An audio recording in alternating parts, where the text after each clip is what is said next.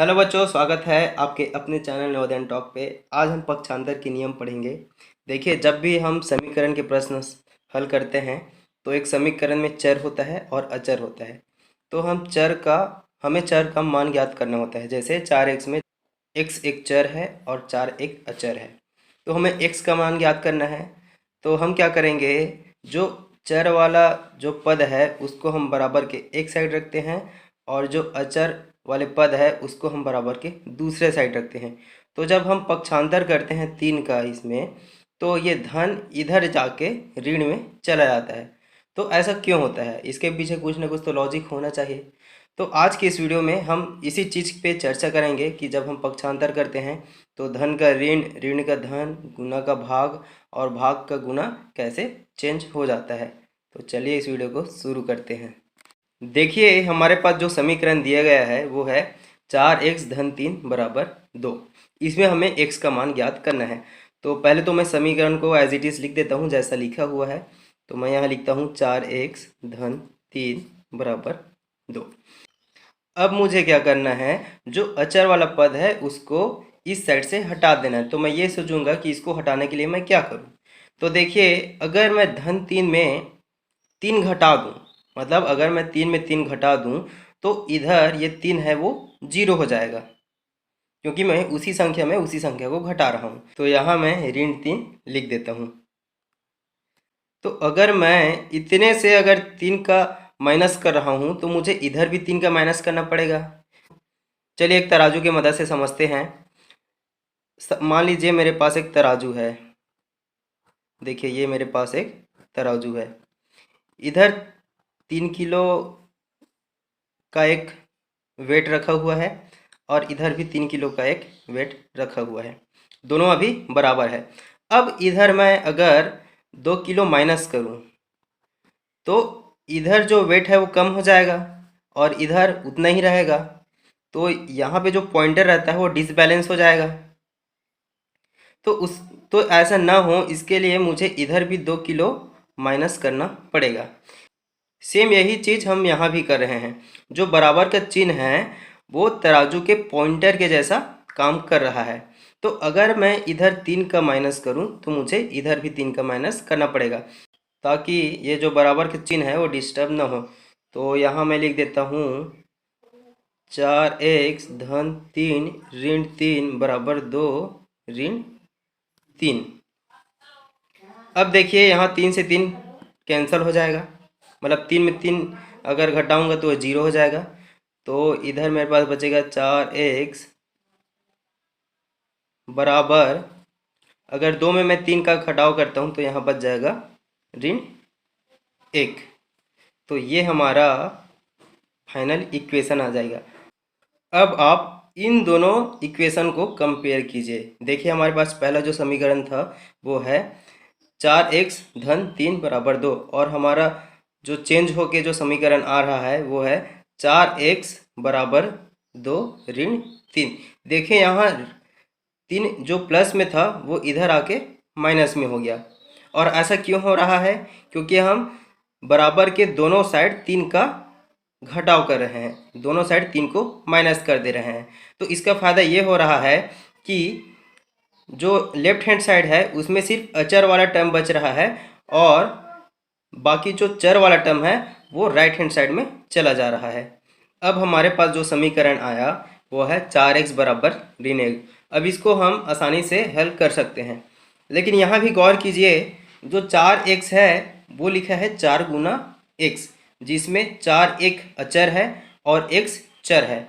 मुझे x का मान ज्ञात करना है। इसका मतलब ये है कि 4 को भी मुझे गायब करना पड़ेगा। तो अब ये सोचना पड़ेगा हमें कि हम 4 को कैसे गायब करें।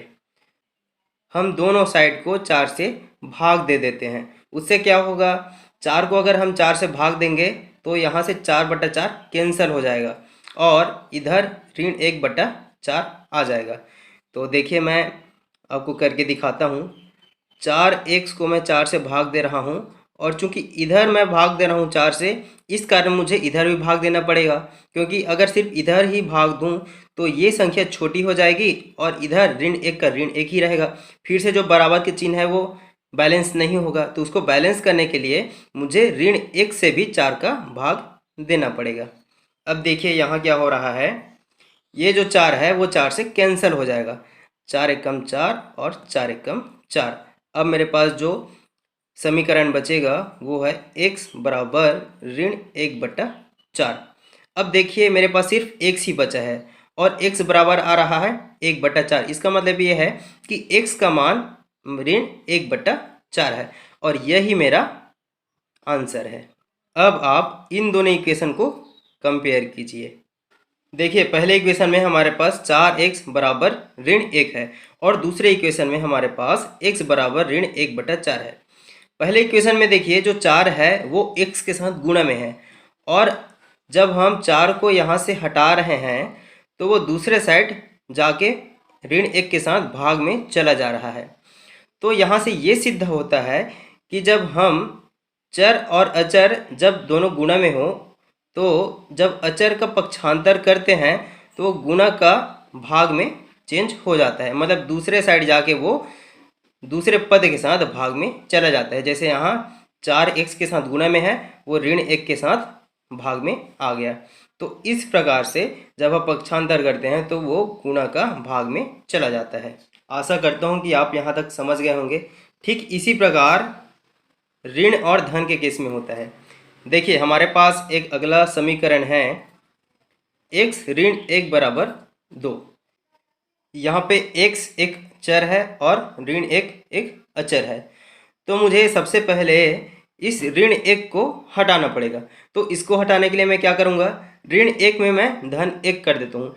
अब अगर मैं इस साइड धन 1 करूँ तो बराबर के चिन्ह को बैलेंस करने के लिए मुझे इधर भी धन 1 करना पड़ेगा। तो मैं क्या करता हूँ, इधर भी 2 धन 1 कर देता हूँ। अब मेरा जो अगला इक्वेशन बन जाएगा वो है, देखिए यहाँ से 1 में 1 घटा दूंगा तो ये दोनों कैंसिल होकर 0 हो जाएगा। तो मेरे पास अगला जो समीकरण बन जाएगा वो है x बराबर 2 धन 1। अब आप इन दोनों समीकरण को कंपेयर कीजिए। देखिए इसमें जो 1 है वो ऋण के चिन्ह में है, वो इधर जाके हो रहा है धन के चिन्ह में। और वो क्यों हो रहा है, क्योंकि हम यहाँ जो ऋण 1 है उसको हटाना चाह रहे हैं, तो उसके लिए हम धन 1 कर रहे हैं दोनों साइड। तो देखिए यहाँ से ये सिद्ध होता है कि जब भी हम ऋण वाले संख्याओं का पक्षांतर करते हैं तो वो दूसरे साइड जाके धन में चेंज हो जाता है। अब हम भाग वाले समीकरण की बात करते हैं। जैसे कि हमारे पास एक समीकरण है x/3 बराबर 4। अब देखिए इसमें मुझे क्या करना है, x का मान ज्ञात करना है। तो मुझे 3 को हटाना पड़ेगा। तो 3 को हटाने के लिए मैं क्या करूं, तो देखिए इधर 3 भाग में है, तो यहाँ अगर मैं 3 गुना कर दूं इस पूरे समीकरण के साथ तो यहाँ से 3 दोनों कैंसिल हो जाएंगे। तो अगर मैं इधर गुना कर रहा हूँ इसके साथ तो इधर भी गुना करना पड़ेगा, क्योंकि सिर्फ इधर ही गुना करता हूँ तो ये x/3 3 टाइम ये बड़ा हो जाएगा 4 से। तो ये जो बराबर का चिन्ह है वो डिसबैलेंस हो जाएगा, ये बैलेंस नहीं रहेगा। तो इसको बैलेंस करने के लिए मुझे 4 के साथ भी 3 का गुना करना पड़ेगा। तो इधर मैं जाके कर देता हूँ, देखिए 3 गुना x/3 बराबर 4 गुना 3। अब देखिए यहाँ क्या हो रहा है, ये जो 3 है ये 3 के साथ कैंसिल हो रहा है। तो मेरा अगला समीकरण जो बच जाएगा वो है x बराबर 4 गुना 3। अब आप इन दोनों समीकरण को कंपेयर कीजिए। इसमें है x/3 बराबर 4। इसको अभी ध्यान मत दीजिएगा, वो मैं समझाने के लिए यहाँ लिखा था। तो हमारा पहला समीकरण है x/3 बराबर 4 और हमारा दूसरा जो समीकरण है वो है x बराबर 4 गुना 3। देखिए जब मैं 3 को यहाँ से हटा रहा हूँ तो वो दूसरे साइड जाके गुणा में चला जा रहा है। यहाँ x के साथ भाग में था और वो दूसरे तरफ जाके गुणा में हो गया। तो यहाँ से ये सिद्ध होता है कि जब भी हम यहाँ से ये सिद्ध होता है कि जब भी हम किसी भी समीकरण में अचर का पक्षांतर करते हैं या फिर किसी भी संख्या का पक्षांतर करते हैं तो अगर वो संख्या धन में है तो इधर जाके वो ऋण में चला जाता है, अगर ऋण में है तो वो इधर जाके धन में चला जाता है, और अगर कोई संख्या भाग में है तो बराबर के दूसरे साइड जाके गुणा में चला जाता है, और कोई संख्या गुणा में है तो इधर जाके भाग में चला जाता है। तो इसका ध्यान रखना बहुत ही ज़रूरी है। बच्चे अक्सर यही गलती कर जाते हैं, जिसके कारण उनसे जो मान ज्ञात करना होता है वो गलत आता है। तो आप इस चीज़ का ध्यान रखिएगा। तो बच्चों, इस वीडियो में बस इतना ही। मेरे आने वाले वीडियोस में मैं आपके लिए बहुत सारे अच्छे अच्छे प्रश्न लाऊंगा। तब तक आप पढ़ते रहिए, और अगर आपको यह वीडियो अच्छी लगी हो तो वीडियो को लाइक कीजिए, शेयर कीजिए, और मेरे इस चैनल को सब्सक्राइब कीजिए, ताकि आने वाले वीडियोस आप तक सबसे पहले पहुंचते रहें।